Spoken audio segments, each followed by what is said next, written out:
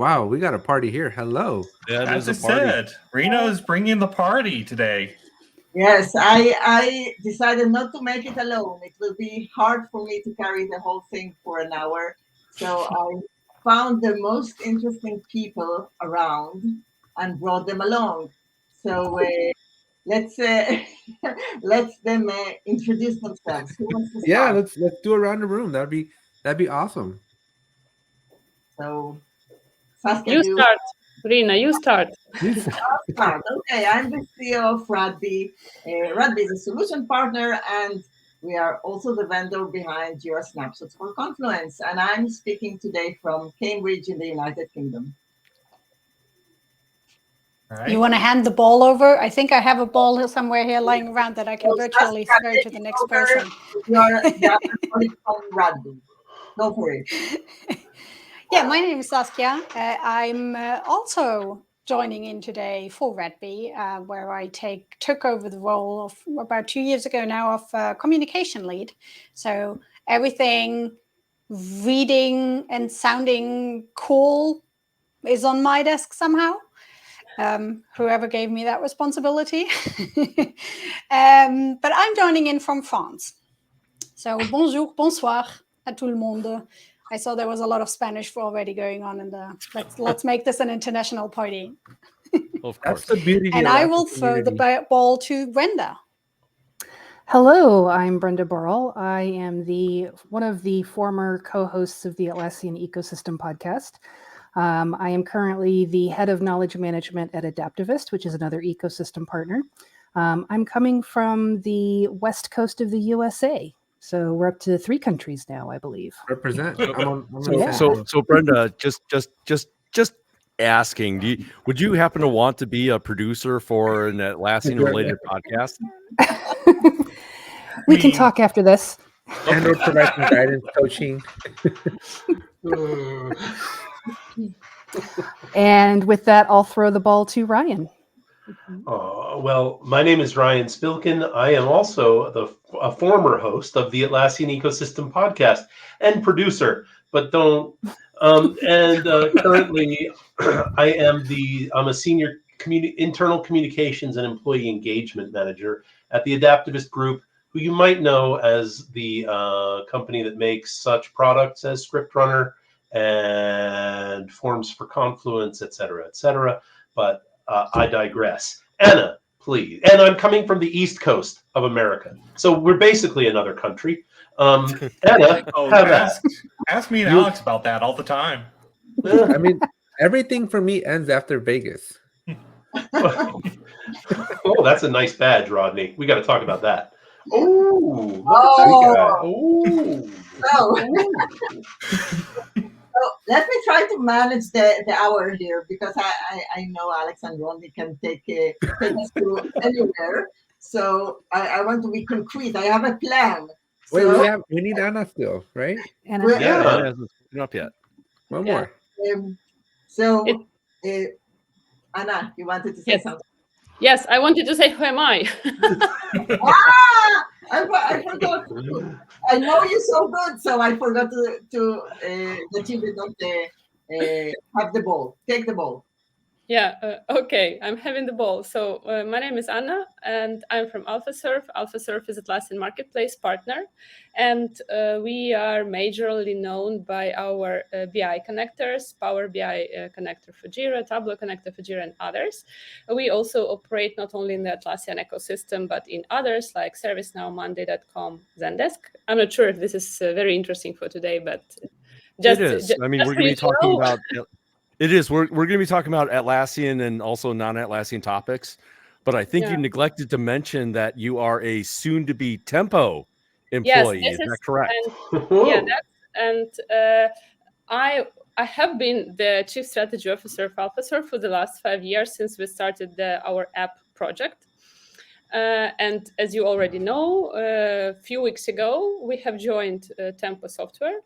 So now AlphaSurf is part of Tempo, and as I was one of the partners and founders of the company, so I'm currently supporting my team during the transition period and plan to be with Tempo at least until the end of the year. So we I think we can give you Chris Cook's email address, and he can kind of, We are familiar with Chris Cook, and Yeah, did but you see his LinkedIn today? I mean, Yes, I've seen that. you could do that, but you want to treat people nicely. So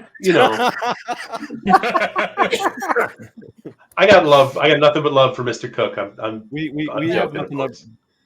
we have nothing but love for Mr. Chris Cook, unless it boils down to like Atlassian based internet trivia contests. Then that's where the it's all out bile the window. happens.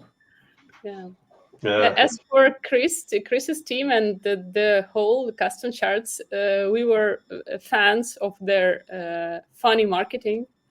So this is something that we were, my marketing team, we have been watching them, all the stuff and all the battles with EasyBI and a lot of other things they have been doing. So that was a fun and an exciting period of time, I assume. Yes. Yes. Unofficial. Yeah. That's the question. Unofficial. Unofficial. I mean, technically, us Americans, are we even allowed to talk about Eurovision? I don't think we're even allowed to know it exists. I thought as Americans we're allowed to do whatever we want. That's not the. Oh, okay. Sorry. No, sorry.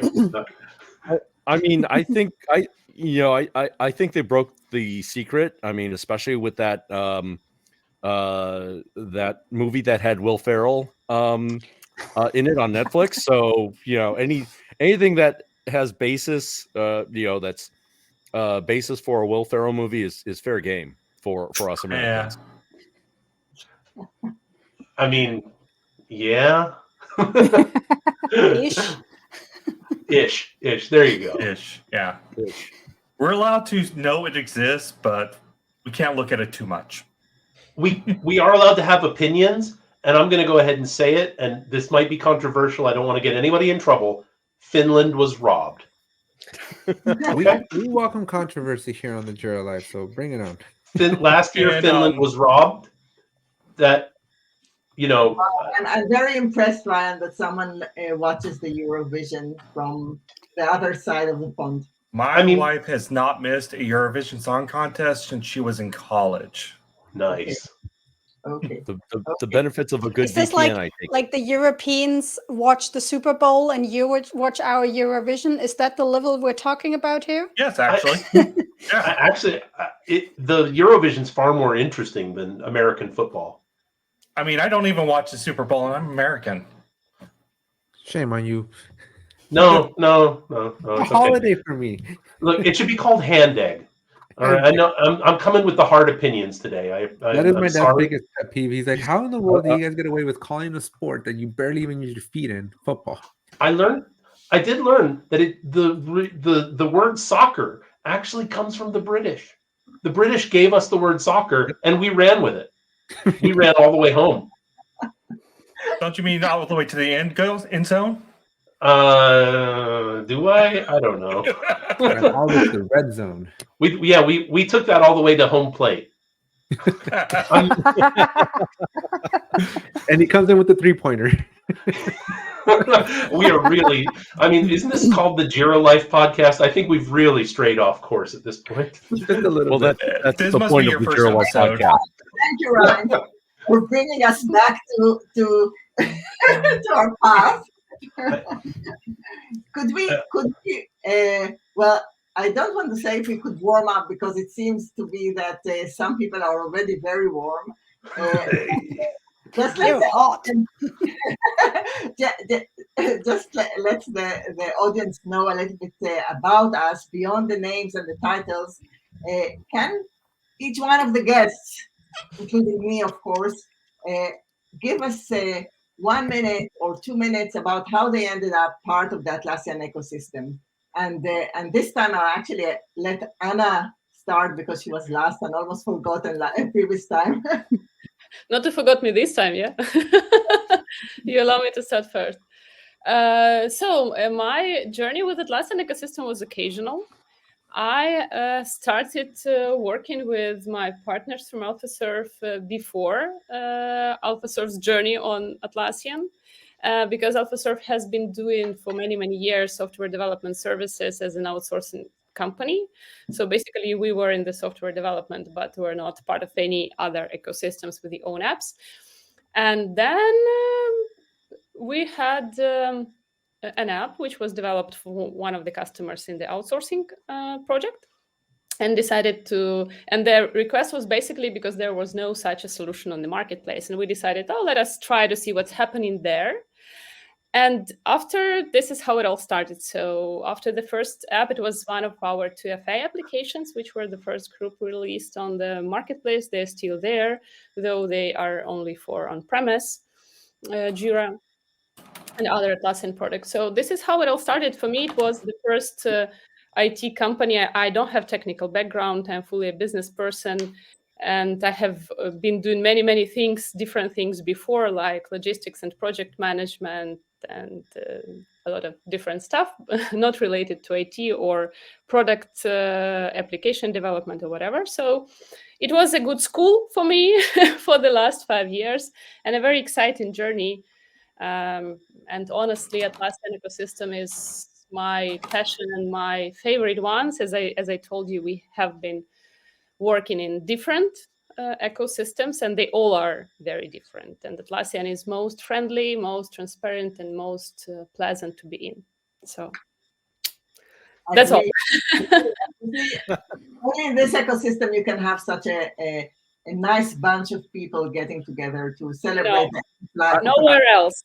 Nowhere else. I was saying that nowhere else would there be like the equivalent of an Irish funeral or an Irish wake when one of the when one of their main platforms is discontinued or has reached the end of its life. Yeah, well, ServiceNow, for example, has a number of versions and patches, and from time to time, some of them become obsolete, and they really need new ones. So it's also changing over time. It's not that significant like the end of server, of course, but anyway, it's happening. So I'm kind of like equating this to Apple. Like when Apple discontinued the iPod, there were not parties. And, Atlassian is discontinuing server, and we're having this 24-hour, party that my doctor's really, really going to be mad at me about. But, I am hoping my cardiologist never sees this. Is there a warning label before you get into the stream? Because I think that it require some sort of disclaimer. No. It should, most of all, require something like this podcast is sponsored by Phil and a coffee company here. Well, I can't help but notice that we didn't have this kind of party when HipChat went away. No, that's correct. And there was, to be fair, I wasn't even a creator yet. I was still just an everyday admin, but I held my own special wake for HipChat because my company was using it. HipChat's also a sensitive word around here. And to be fair, what Atlassian related podcasts were around when HipChat went away? Yes. The Atlassian Ecosystem Podcast, hosted by myself, Brenda Burrell, and Matthew Stubblefield, way back in the day. Back. You were innovators at the time. Yeah. I would never ever say that about myself, but thank you for doing it for me. I appreciate it. We stand on your shoulders. That would imply that we're large enough for you to stand on. Despite my presence here on the internet, I'm fairly insubstantial. Saskia, do you want to introduce yourself? How did you get into this business? Well, there are probably two answers to that question. One includes Trello. I'm actually also not much in a technical role that I've been working with Jira a lot before. I've been using Trello for a while, and suddenly my login didn't work anymore because some weird company named Atlassian asked me for a login, and I was like, what's happening here? which then started actually a rabbit hole, me diving into what is Atlassian and what is there as a product, and why do they suddenly want my login and all of that. So that's one part of the answer. The other part is that at some point I started working with Rena, and then there was no working around Jira anymore. That was then the deep dive into the rabbit hole, and here I am.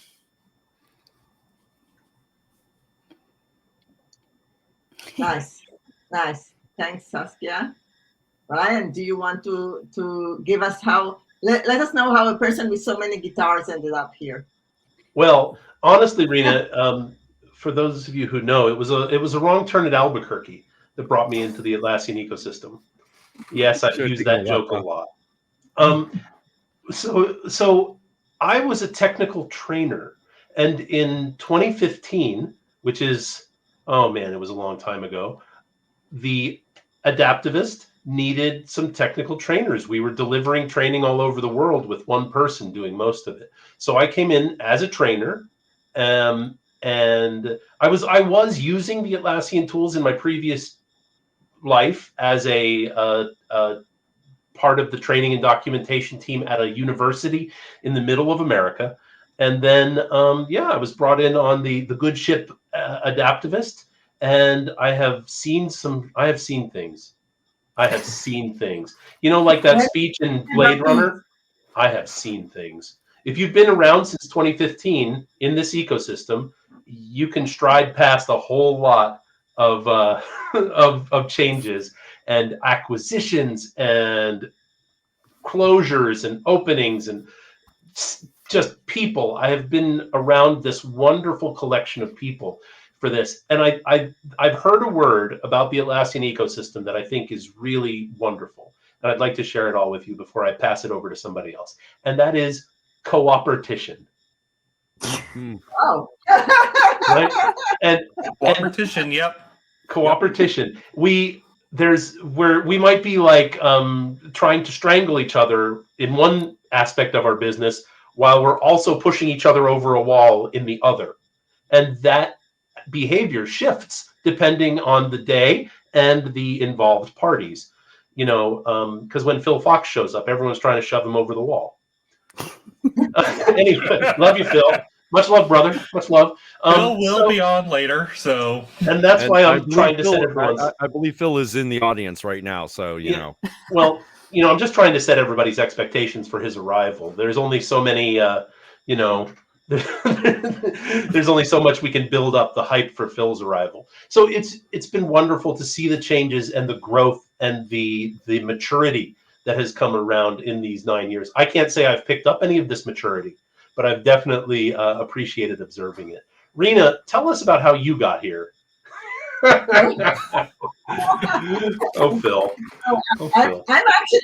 I have a pure technical background. I'm a software engineer by profession. So, the way I got here is because I used Jira. I was a Jira user in my previous life. And when there was a time to move on from that company to a new thing, and I had the idea to build a business, actually Atlassian I thought it was a good ship to connect to.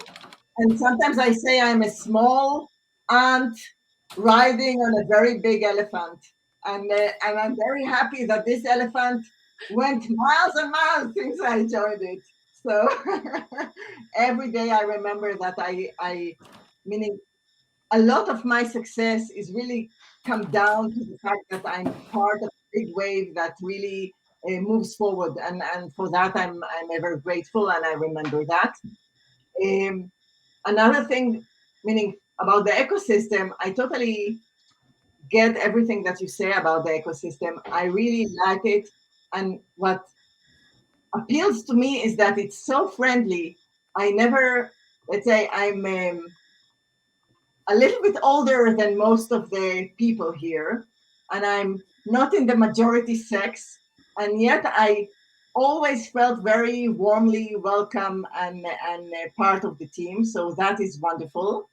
Ryan, I will tell you a secret. I had initially a thought to bring here a whole team of females. So And you see, I managed the majority, but you were so tempting. I said, okay, I'll give you a concession, even though you are, let's say, from the other side of the aisle, you are very welcome.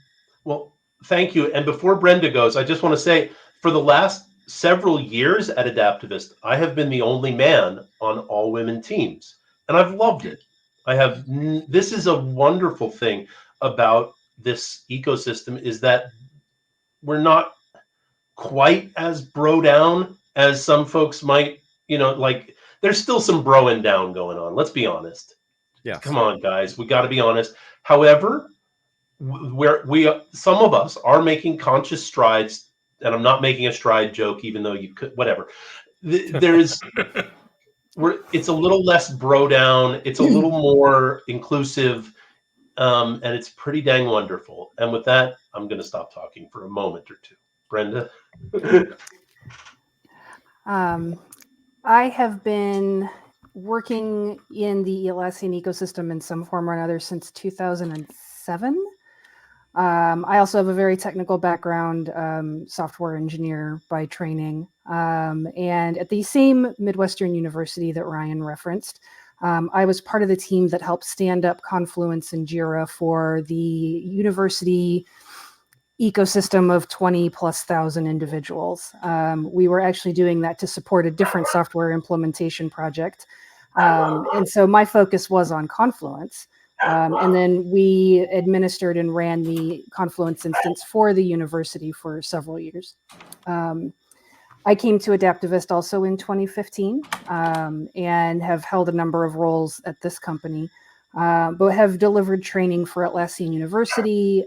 We were involved in writing some of the early Atlassian certification exam questions.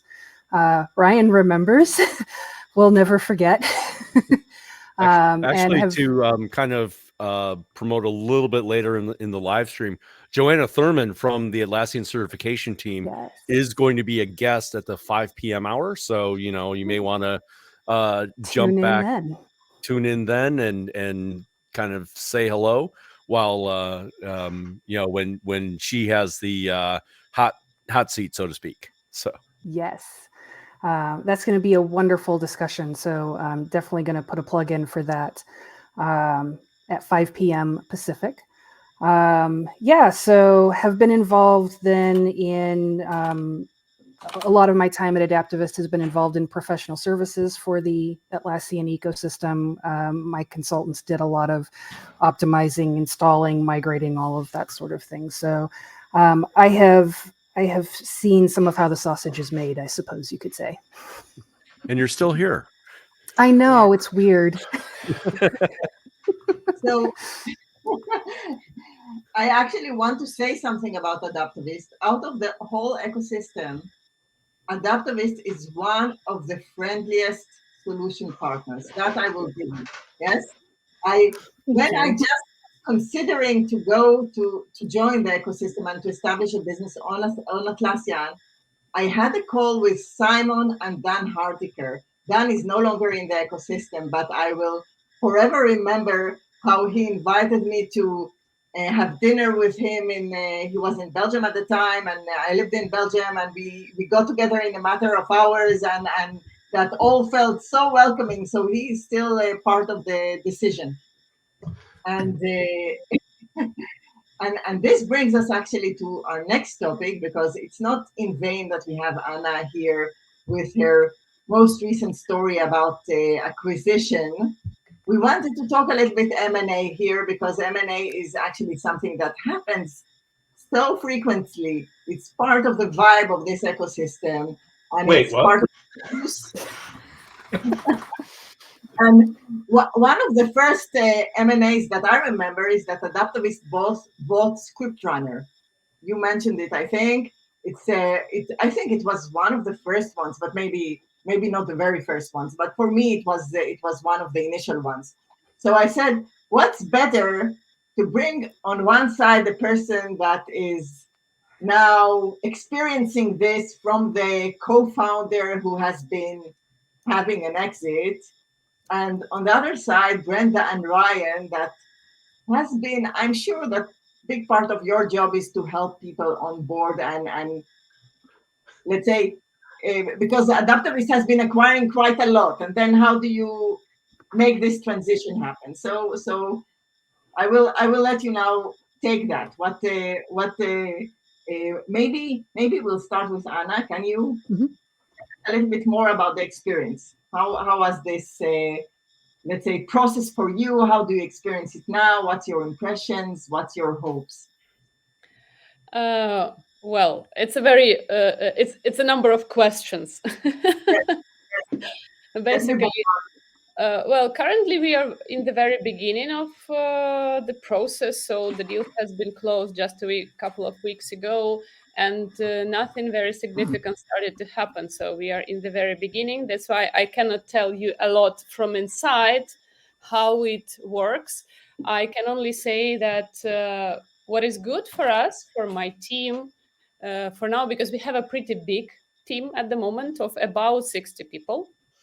And the good thing is that everything is going smoothly, so no rush, no stress, no pressure. So everything is going pretty fine. And that is very important because honestly, for my surprise, the team was completely unready for such kind of news. They were shocked.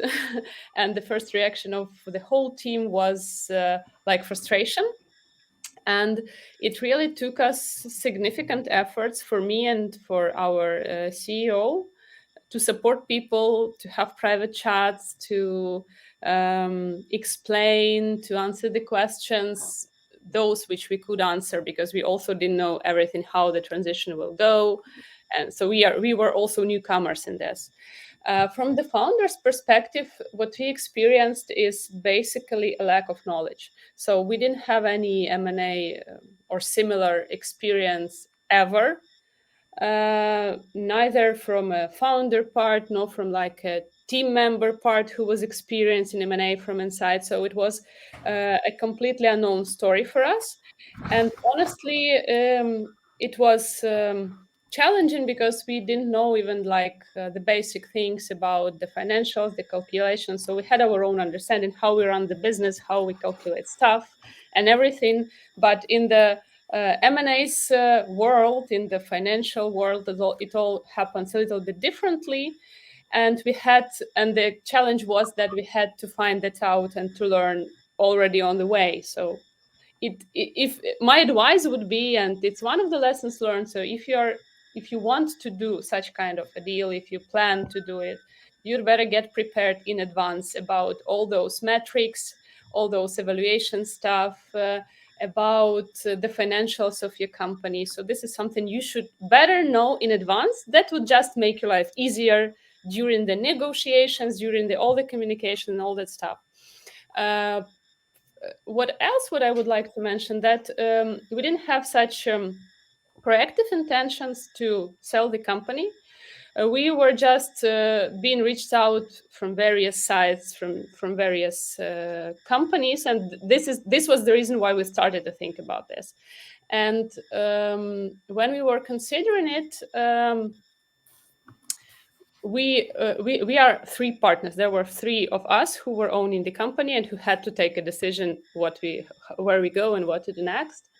And of course, we are a Ukrainian company, if anyone doesn't know that, and we have all the team located here. And you know what happened almost 2 years ago?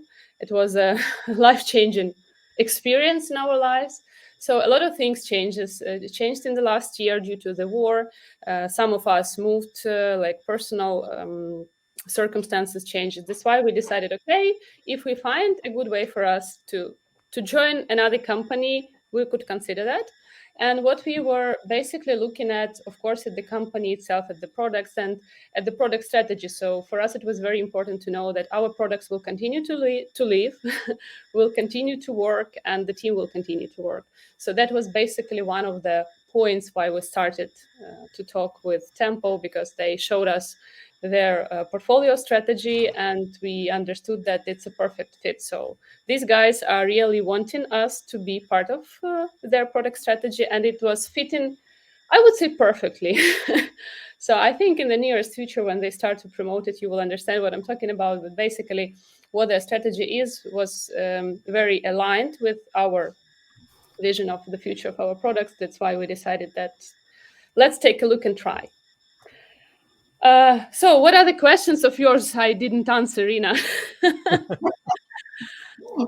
So I think you were very modest, and I have to give Anna this. In the last few years, the rise of the Power BI app in the marketplace was just stratoscopic.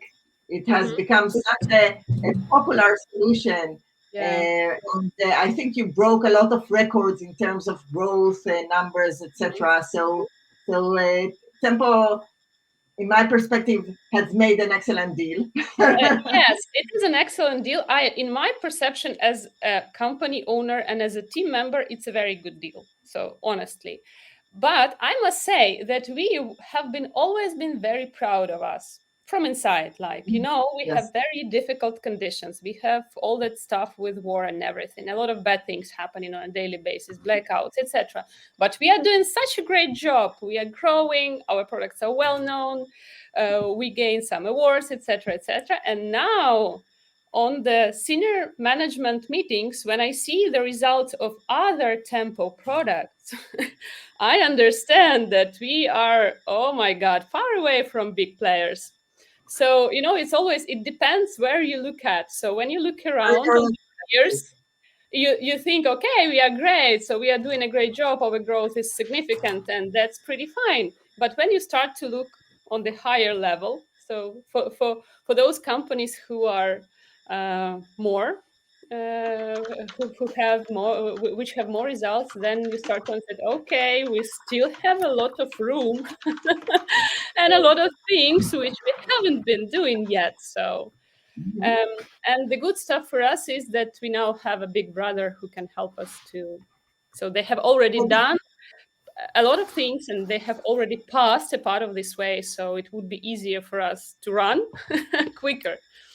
So fully excited about this. And as I said, I like the strategy, and I think that our products will benefit. I hope so, that the products and the customers and the team in the final end will benefit from it. Thank you. Ryan, Brenda, intervene. Well, the Adaptivist group,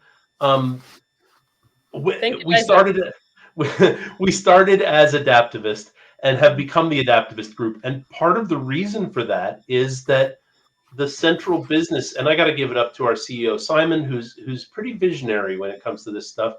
He's a good dude, but he has a vision for a business that operates in a very new way.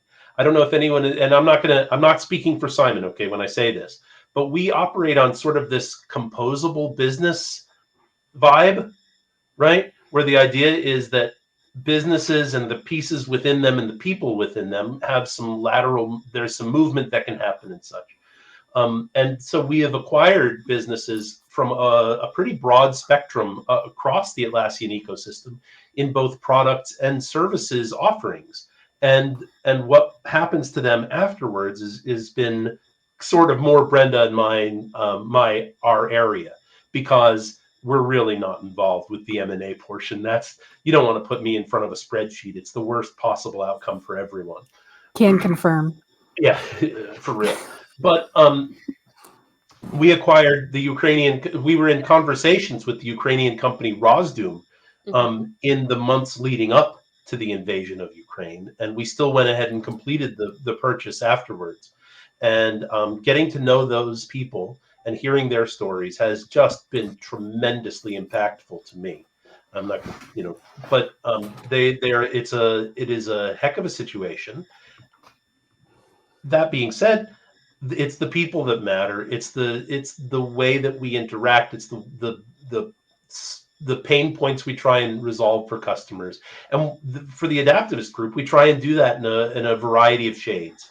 So when things kind of align with that, or sometimes when they don't, and go way outside of that picture, we see if they're a good fit. We see if it's something that could maybe put us closer to to thriving in other ecosystems besides this brilliant mishmash sandbox that we like to play in, and that's kind of been our path. But yeah, Brenda and I tend to look after the people once they get there more than look for them directly. Even though there are plenty of companies I think we should purchase just so that I can hang out with them, but that's a different story. True story. Not good at You the just Jira want to Life make for the expo sale, hall a but- little smaller, don't you? Yeah, what? Sorry, a lot of folks talking there at once. Sorry about that. King Bob, what did you say? I was just asking. You just want to make the expo hall for the next team conference just a little bit smaller, don't you? Just be like Atlassian, then Adaptivist, then AppFire, then no. No, we don't want to make it a little. Well, we don't want to make it smaller. We just want to make it a little more orange. Okay, I can take that. And I was saying that if you guys ever want to acquire a podcast, I don't know that the Jira Life is still yet, but if you ever want to Because I don't know. They did the podcast route and they're still not doing it, so I don't know if they'd want to pick us up. No joke. I was literally going. I had been thinking when we were sort of dismantling the podcast at the time. I was literally thinking of messaging Rodney on LinkedIn and being like, "Hey, dude, you want this channel? Because we have several hundred subscribers that are just kind of chilling, but at the same time, again, M&A not really my specialty. Like selling a podcast channel, that seems really like outside of my wheelhouse, as it were." Brenda, save me before I say something stupid, please. Too late. Ryan, I've never met you, Ryan, but I think you and I would get along just fine. Because I tend to say a lot of dumb things on this podcast. That's what we're here for. Well, Alex, guys like about us. the Roadrunners. we make a lot of discoveries of what I don't and don't do and don't know about life. Yeah, we won't go into all the things we edited out of the Atlassian ecosystem podcast. That's what we do ours live. Yeah, see, this is the fun thing about live. There are no edits. There are no edits. It was vaguely terrifying when I was invited to join. I was like, oh, this is going to be live. I've never done live before. I've always been edited. Oh my goodness. When we started the Jira Life, we made a commitment to just be live because we just didn't have time and we didn't want having to record and edit and everything get in the way of us not starting. So we're like, very fair. WYSIWYG. Yeah, definitely. These are good questions for Nikki the next hour. So, yeah. Oh, man, Nikki and Miro. Yeah. Oh. Go on. When it comes to M&A, I've actually been on a couple of things where I was involved a little earlier in the process. But as Ryan said, most of what we've done has been the ink is dry. We are now merging two disparate cultures together. So there's a lot I could say. Not every M&A activity ends in a successful purchase. Sometimes it doesn't work out. And so you go through all this process to ensure, are you a good fit? There's looking at spreadsheets, there's looking at the business statistics, there's looking at culture. Are the people going to fit in? Are we going to be able to create a... Brenda, sorry? Can you be specific? Can you be specific? How do you look at culture? What does it boil down to when you... Yeah, a lot of that's going to boil down to how do you work together? So I'm curious about, I'd like to talk to a team within this company that we're looking to acquire and just ask you some questions. How do you work together on a day-to-day basis? What's your process for escalating issues? How do you handle roadblocks? What do you do to celebrate wins? I want to see both the positive and the negative, because a strong, healthy culture is going to do both of those things. Not just, how do you deal with problems, but also how do you elevate people? How do you celebrate when they're winning, when they're doing something well? So I kind of like to have some insight into who are the individuals, how do they work together, how are their teams structured, are they hierarchical, are they more prone to feeling bureaucratic, do they have processes to follow, is it everyone for themselves? Is it the Wild West? Every company's going to operate in a slightly different way. And so we're looking for, can a group of people who works in this way become used to working in a way with a suddenly much bigger group of people? Because most of the acquisitions from Adaptivist point of view, right now, Adaptivist group is over 1,000 people. We're often bringing in companies of 5, 10, less than 100. And so that is a very radical shift in culture if you're one of 10 people and now suddenly you're one of 1,000 plus. Yes. So how is that going to go? What are going to be the pain points for that? We're going through that with some M&A activities where we're now in the process of merging, and there have been some culture shocks. And it's, well, what do you mean you don't do things this way? So Ryan knows what I'm talking about. And I would say that there, like for the Adaptivist group, there are high level conversations that sometimes go on years before. Yes. Years before. Simon and his coterie of genius lunatics need to feel a good, positive vibe with the higher ups of the other companies before there is any sort of further conversation. And It's all personal. What's that? It's all personal. Ultimately, all of this is. Yeah. Ultimately, this whole thing is people. So and they, the chief and the team are really familiar with they live that. They're looking for people who want to hang out at the tiki bar at the bottom in the basement office in London, as well as engage in the cooperation out on the field. There's definitely a deep person aspect that goes into these things beforehand. We've had some really tempting, really like, oh, that looks juicy. That's a steak. But we're like, nah, that's not going to work. It's not going to work. And I do want to clarify that we do not eat any of our acquisitions. Anyway, no, we don't eat any. I mean, okay. Anyway, it's a metaphor. Yeah, Andy and Yale. It's not a decision based on whether the M&A target uses Scrum or Kanban. No, but we do make sure that they're agile. I kid. I'm not trying to go there. I'm not opening that can of worms. Ryan, we had a There's your needle. There's the balloon. Want to pop it? Ryan, we got together here at the team and we were like, hey, so if things go a little sideways on us, like we should or quiet, we should have some like thought-provoking questions and like agile and story pointing. Those are going to be our reserve questions. Oh, don't do the story point thing. You're just going to get yourselves into a quagmire. Or do it. Go ahead. Good luck. Have fun. I mean, it'll fill the time. Rena's got a schedule and an agenda, and we're going to stick to it. This is my trip with the free. It's on Rena now, is it? No. I'm enjoying, like, I'm the only driver in my family. I'm the only licensed driver, so I'm always driving. And I just moved, and my sister-in-law helped us move, and I dropped off my car, and she drove us back. And for the first time in like since I can think of, I'm like, I'm a passenger. This feels good. I can see the scenery. So Rena, it is all yours. Look what you did.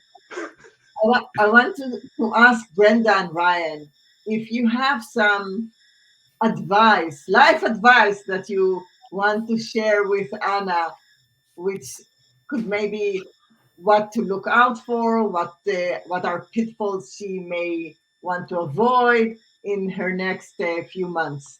What not to do when you enter a new company, let's say.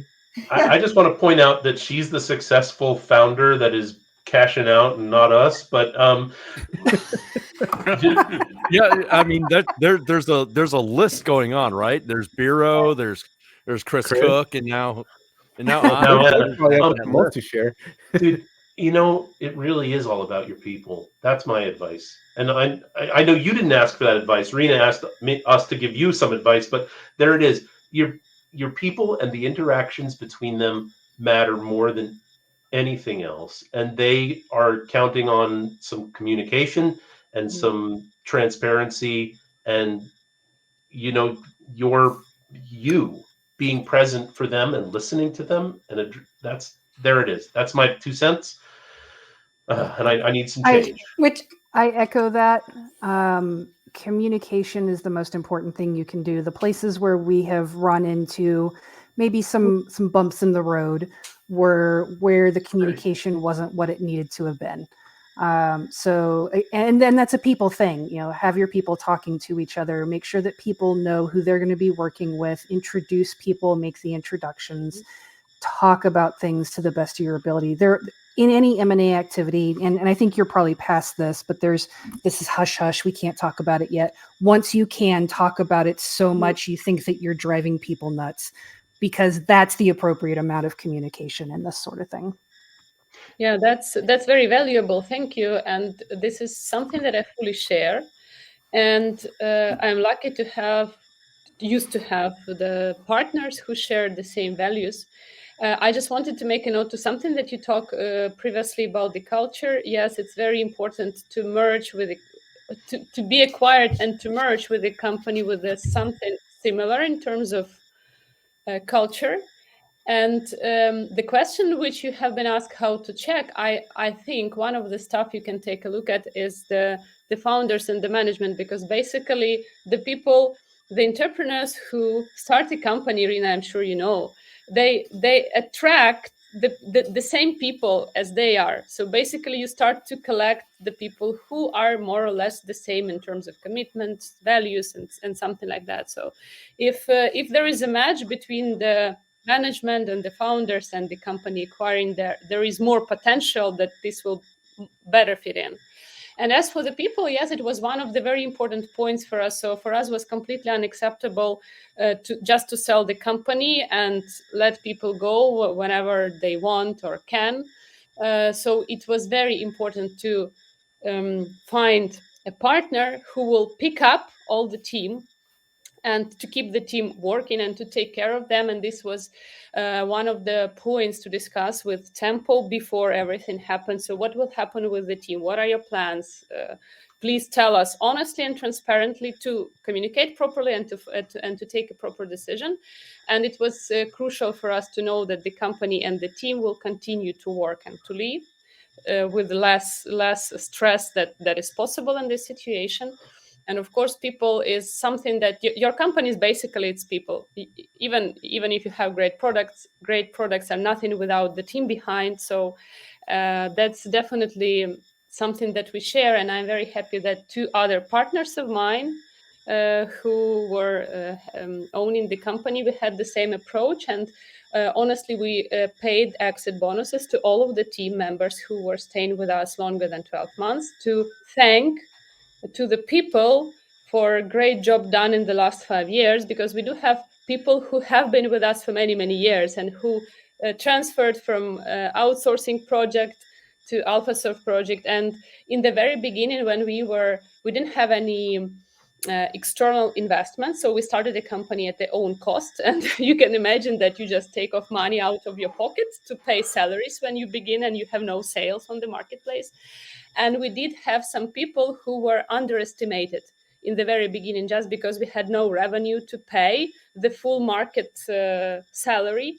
And they were staying with us because they were willing to work with us and they were excited about the products, understanding that there's no guarantee that something great will be in the final end.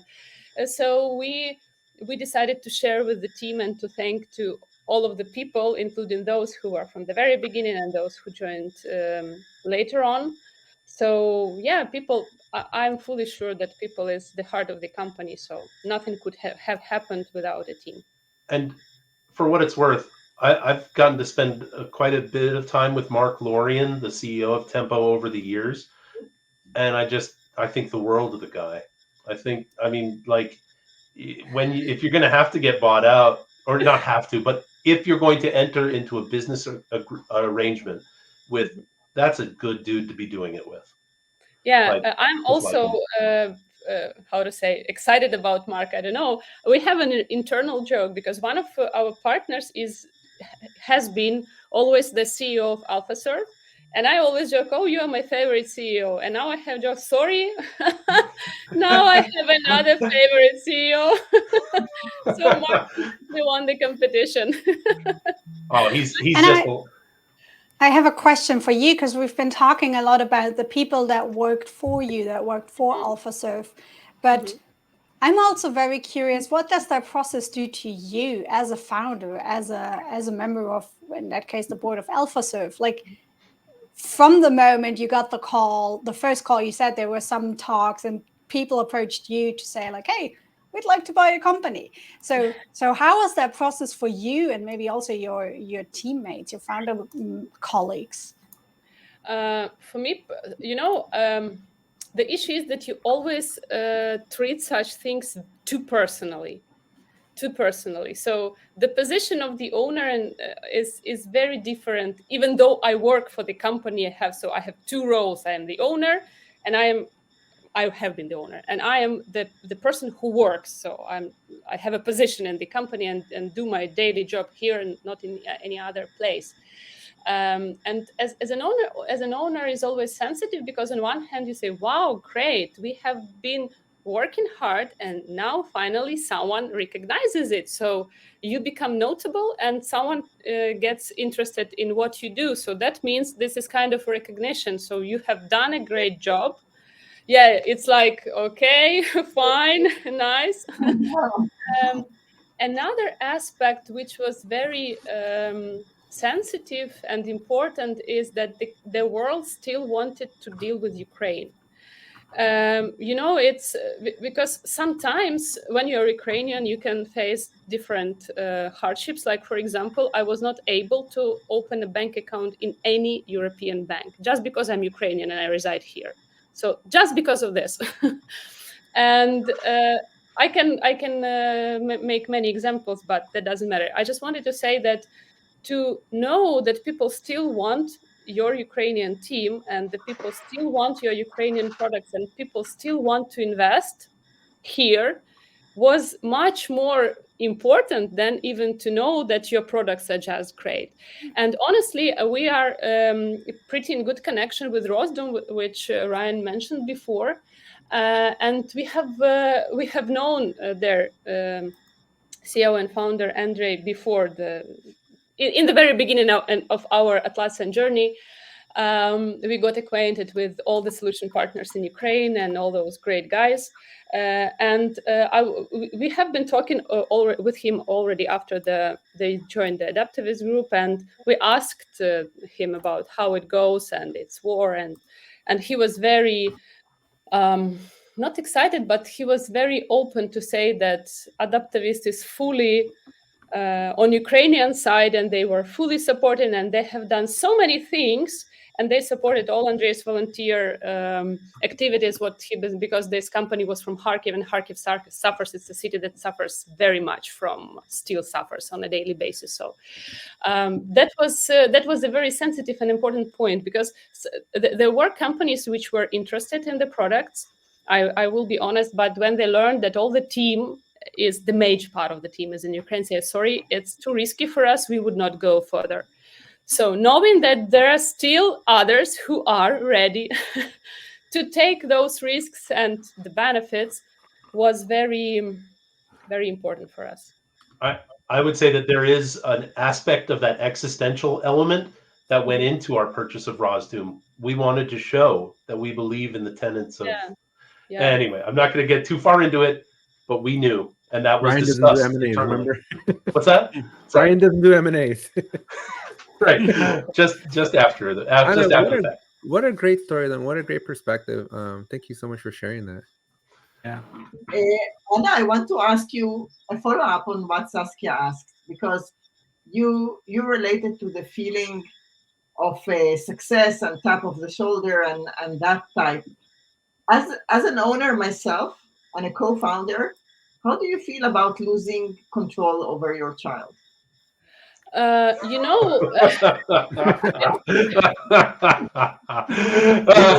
just getting ready when somebody buys me out. It's a good question. the good thing is that we started conversation in April and the deal closed in January. So I had all that I know what you're talking about. I know very well. I have been feeling all those stuff like, oh, no, I will never do it. Oh yes, that's a good deal. That's a good company. So I had enough time to pass all that way in my mind and to find answers to all concerns, to all questions, and to take a normal and true decision of my own. So the main advice here would be never to be in a hurry until you are fully sure that this deal is something that is good for you. I am a minor, I have been a minor owner, though we had a partner agreement with 3 of our partners that such kind of decision we take all together. So if anyone, even if it's me with a minor share, if anyone is against the deal, we don't do it.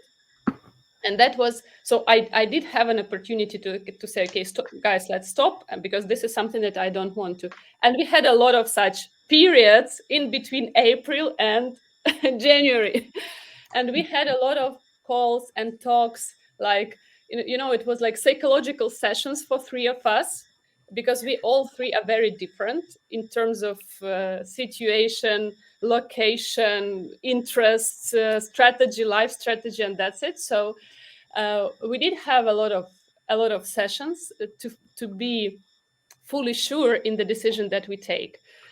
So now I'm fully okay. So I have taken all the decisions, I have accepted everything, and now I see my very personal target to make all that I can to integrate the team, because they didn't have that time that I had, and they are still stressful. They are still stressful. They are still unaware what happens next. They are afraid that they are no longer needed or something like that. Some of them do not speak English well. So that's also a point of stress for them. So now what I'm devoting all the efforts, besides like operational stuff and the integration tasks that come from Tempo, like please share this, provide access to that, and something like that. So my personal impact now is to let the people integrate smoothly, because this is something that only we can do. And honestly, I felt on one day after the announcement, I felt something like, okay, you are no longer with us because you sold your shares. So we were in the same boat, like the interests of the owners were fully aligned with the interests of the team. So we were floating in one direction. And then I felt no one told me that. No one told out of the team, no one said, okay, you are now in a different boat. But I started to feel it. And I think it's all because of stress. I hope so. So now I don't know how many of us on the call are parents, but I would point out that the idea of control over something you've created is illusory at best. You are not in control. You are not in control. And the ideas of control and power are illusory. They're not real. So the less you can attach yourself to those ideas, the easier your work in life becomes. Again, this is my existential soapbox, and I'm going to pack it into my hat filled with perfume. But the control aspect, you got to let that go, because what's going to happen is going to happen. Namaste. On that note, we have just a couple of minutes left. So I just want to remind everybody here that is watching to make sure you hit that subscribe button.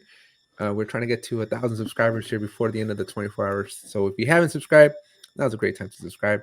And a special thanks to all of our guests here. This was phenomenal. Better than anything I could have predicted. So Reina, thank you so much for helping put all this together. I was very pleasantly surprised when the room just filled up with so much energy and so many new faces that I've never met anybody here other than Reina and Saskia. And there's nothing up our sleeves. We this was a complete surprise to everyone. And I want to say, in Europe now is Valentine's Day, and I thank you so much, Anna, for willing to be with us on Valentine's evening. My husband is not that happy because he's watching the two boys, which I asked, please don't enter the room. So I will need to go and pay back when I finish. The joys of being a work from home parent, right? Yeah, exactly. And Brenda, it was so good to have you again. Rena, thanks so much for the invitation. Thanks so much for having us on here. It's been a joy. And I look forward to see your post from a year from now on how awesome your life is going to be. Thank you, everybody. It's a pleasure meeting you, and thank you for having me. Holler anytime. Right? Yeah, you're lucky now. I know. I would say now you're unlucky. I know that you exist. Hey man, come get me. I'm not. You know, I'm wherever guys like me are found. All right. Cheers, everybody. Well, Take care. Thank you. Thank you so much. Thank you. Bye. Enjoy the further if you're. Bye.